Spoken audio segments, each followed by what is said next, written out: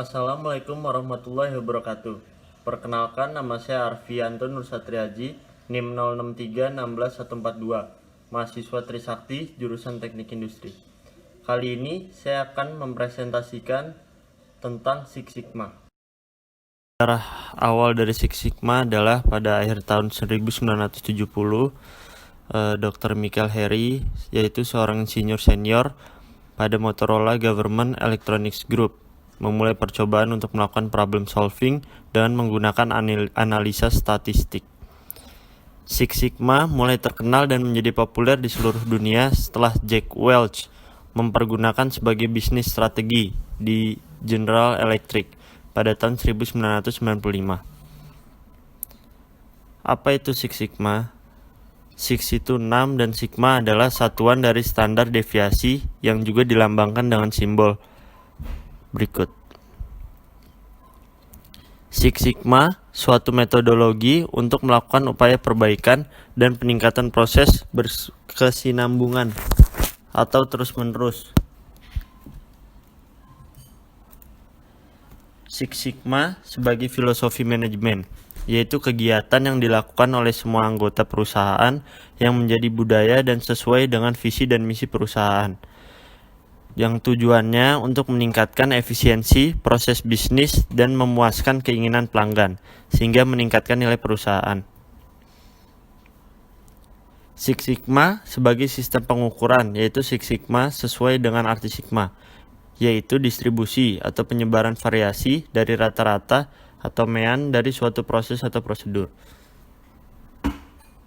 Six Sigma diterapkan untuk memperkecil variasi.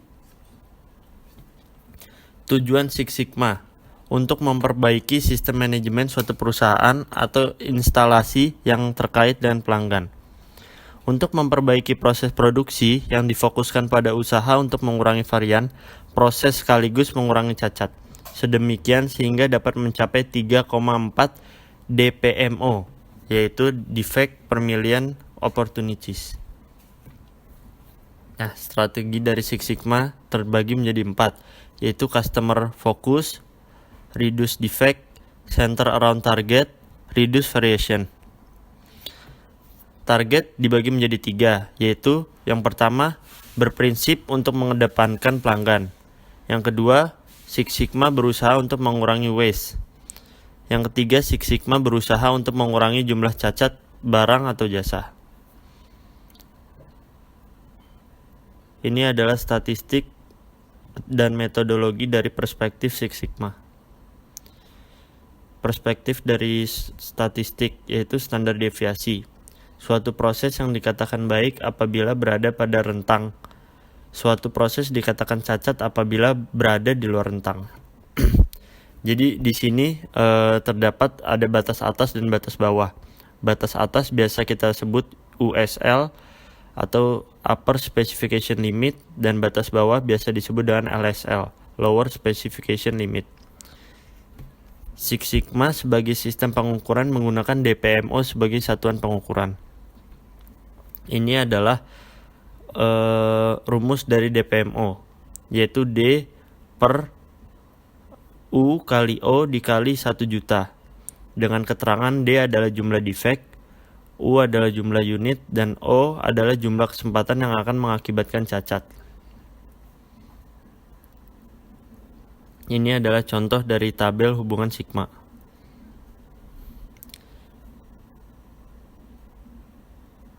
Contoh menghitung DPMO. Ini adalah contoh soal dari menghitung DPMO.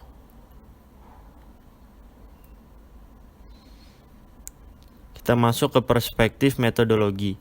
Six Sigma merupakan pendekatan menyeluruh untuk menyelesaikan masalah dan peningkatan proses melalui fase DMAIC. DMAIC merupakan jantung analisis Six Sigma yang menjamin voice of customer berjalan dalam keseluruhan proses sehingga produk yang dihasilkan memuaskan pelanggan.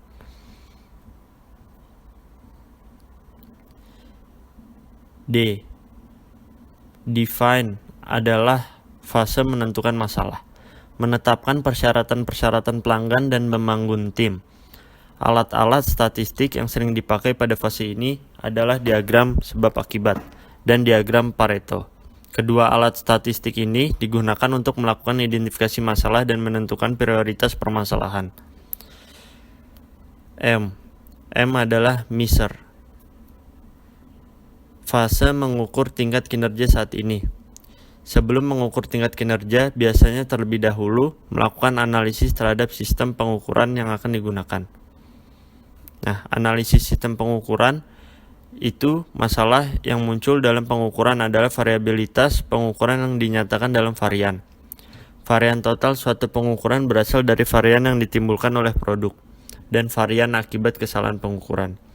Sedangkan analisis kapabilitas proses yaitu analisis yang dilakukan dengan memperbandingkan kinerja suatu proses dengan spesifikasinya. A, yaitu analyze, merupakan fase mencari dan menentukan akar atau penyebab dari suatu masalah. I, yaitu fase meningkatkan proses dan menghilangkan sebab-sebab cacat. Pada fase pengukuran telah ditetapkan variabel faktor X dan untuk masing-masing variabel respon yaitu Y.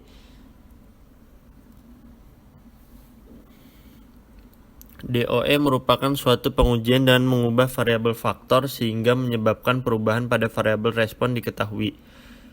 Taguchi. Nah, desain Taguchi yaitu metode statistika yang dikembangkan oleh Genichi Taguchi untuk meningkatkan kualitas atau teknik perancangan produk atau proses terfokus pada minimalisi variasi melalui desain robust.